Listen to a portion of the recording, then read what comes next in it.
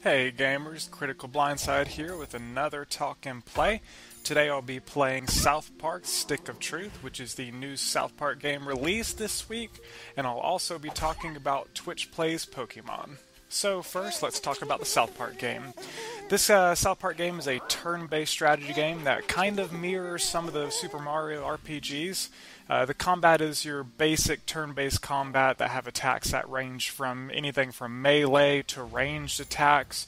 You have modifiers, buffs, and debuffs. Also, after you've committed your move, you have a button timing or a button sequence to amplify that attack. So this mechanic transforms a simple turn-based RPG from something that is completely passive after selecting your attack into something that actively gives the player a chance to up their attack if they are able to perform certain tasks. This is kind of a fun and a creative way of getting the player more involved, because two of those perfect attacks in a row might mean the difference in a dead opponent or one that still needs one more attack. Also, your attacks can be buffed by perks that synergize well with this mechanic. For example, there are certain weapon buffs that if you get a perfect attack, it deals 10% more damage. So you can kind of tell that the creators wanted to implement this mechanic as much as possible, and I think the game is better for it. Aside from that, and maybe one or two other things, it's pretty much a bog standard turn-based RPG, or at least as standard as a South Park RPG could be. You also have a Facebook-like friend aspect of the game that the more friends you have, the more perks you can have. You also have customizable weapons and your basic buffs from gear. All that being said, the best part of the game is the story, as most of you would guess. This is a game that would feel right at home as a complete South Park episode, or at least a series of episodes. The cutscenes and gameplay blend seamlessly, and that really helps draw you into the game, whether you're a fan of the series or not. All the usual characters are there, as well as the voice actors, all two of them, and you know who they are. However, if you are not a fan of South Park humor, you probably won't like the game, or you at least won't like the story of the game. There are racial jokes, the usual Jew bashing, and toilet humor abounds.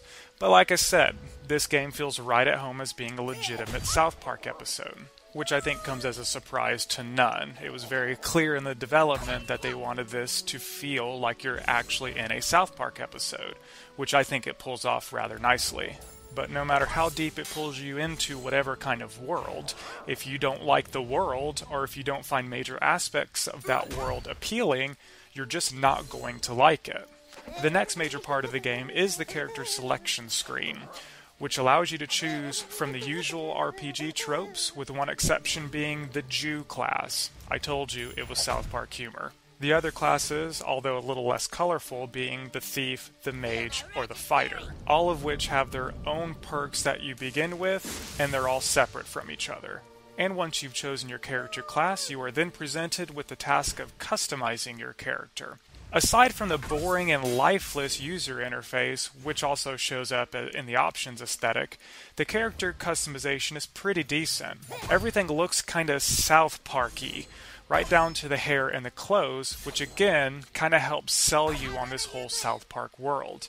And like any other good RPG, what you wear gives you certain buffs to help your character fight or take damage or whatever it may be, so you can really kind of craft your character how you want it with certain clothes and certain styles going for certain classes. But I don't think there's any limitation to what a class can and cannot wear.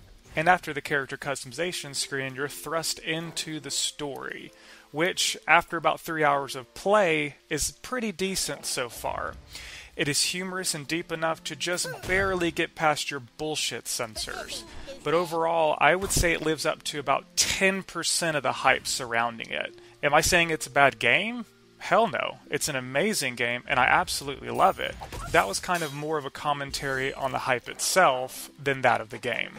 But you can get it or don't, it's up to you. And most of you guys kind of already know whether or not you're going to buy a game like this well before it comes out anyway. Unless it's some sort of bomb of a title, or it's buggy as hell at launch, or it's unplayable, or it's unstable, or whatever it may be. big blockbuster titles, especially ones that have been delayed this much, you guys already know whether or not you're going to get it or not, and a little bit of it is hinged on reviews like this. I'm not sure that will prevent you from actually buying it. I mean, it's a good game, it's pretty deep, it has some cool mechanics to it. I don't really like turn-based RPGs, but I'm sinking some time into it, so if that tells you anything, then there you go.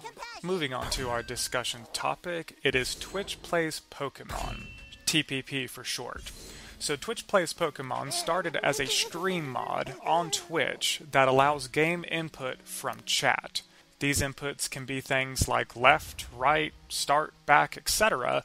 And depending on which mode, more on that later, it will either take the most popular command or it will take every command anyone puts in. So there's two modes. One is Anarchy mode, which is how it started out, which takes every command input and actually does those commands. So you can imagine it's quite chaotic. Then they implemented Democracy mode not too long ago, which kind of tallies up the commands after a short amount of time and then selects the most popular one. And by popular, I mean that everyone in the chat gets a chance to vote on which mode that they want, with Anarchy kind of being the most popular one. And because it's so popular, the mods decided to put Democracy mode defaulted at the top of the hour.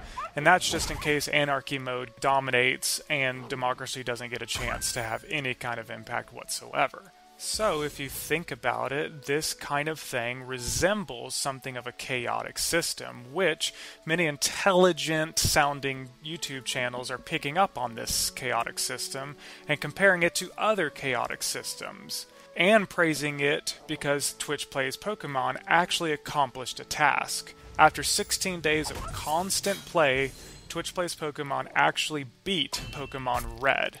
Now this comes with a couple huge caveats. But before I get into those caveats, a little bit about chaos first. This term kind of gets thrown around a lot, but in the scientific terms, a chaotic system is a system that is extremely sensitive to its initial conditions. If anything in the parameters are varied by even a tiny amount, it throws everything off completely and usually catastrophically. Think of the weather, or stock systems, or the economy. And because Twitch Plays Pokemon beat Pokemon Red, they are kinda hailing this as a sort of model system in which the internet has somehow conquered this chaotic problem. Well, one, I would argue that Twitch Plays Pokemon doesn't even meet the formal definition of a chaotic system. But aside from that, the even more damaging fact is that Twitch Plays Pokemon has a crucial advantage to its success.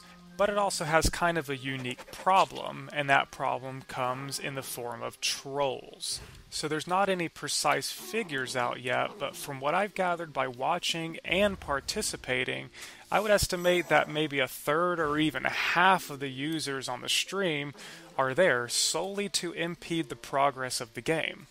These trolls want to do pretty much the exact opposite of what would progress the game. They want to open the menu. They want to change out different Pokemon. They want to go left when you need to go right. They want to go into another room whenever you've already been there. They do whatever it takes for the game not to progress. And other chaotic systems, they have things that prevent them from going into some sort of equilibrium or some sort of positive state, but Twitch Plays Pokemon suffers from active human users trying to thwart the progress of the entire game altogether, which I think is a unique barrier to overcome, and that's one of the reasons why I think Twitch Plays Pokemon is getting all the hype it does deserve. And I definitely want to be clear here. I'm not saying Twitch Plays Pokemon isn't important or isn't something that's absolutely fascinating. It for sure is. It's just some of these channels I hear it comparing it to a chaotic system and that it should be kind of revered as this thing that the internet made to overcome chaos. But I just think it falls short of the definition of a chaotic system, and one of the main reasons why is that Pokemon Red is a game that was pretty much meant to be played and beaten. It is a game that has a clear, defined way of beating it. You could do it right now. You can run an emulator of Pokemon Red, and follow one of the hundreds of walkthroughs for that game, and a complete noob to this game series can beat it. I mean, what is Pokemon Red really? It's a program that was designed to have some level of difficulty, but like chess, it has a crystallized way of winning. As long as you do X and stick to Y, etc., you will have what you need to beat it. So even though it seems impressive that Twitch Plays Pokemon beat Pokemon Red, it still falls way short of the praise some people are giving it. The reason we can't predict the weather with accuracy after a couple of days is because that is a truly chaotic system that suffers from being extremely sensitive to initial conditions. However, if we had some sort of strategy guide for the Earth, and we knew the positions of every atom that affected the weather, that is a truly large amount of inputs, by the way, we could predict the weather for months or even years and essentially beat that system. This is why, to me, Twitch Plays Pokemon is nothing more than an incredibly convoluted way of playing a game. It isn't some philosophical commentary on life or an analog for the internet itself or anything like that kind of talk that makes your viewers go, oh, this guy sounds really smart. Once you're able to break it down and actually look at it for what it is, the thing loses its magic. And I feel that Twitch Plays Pokemon, while it is extremely impressive that even with people actively trying to troll the progression of the game, it still beat a relatively hard game, which I don't think anybody could have predicted whenever this launched. Also, another thing to be noted is that Twitch Plays Pokemon is a powerhouse. At the time of this recording, they have 23,000 current watching people, 44.3 million total views, and 233,000 favorites.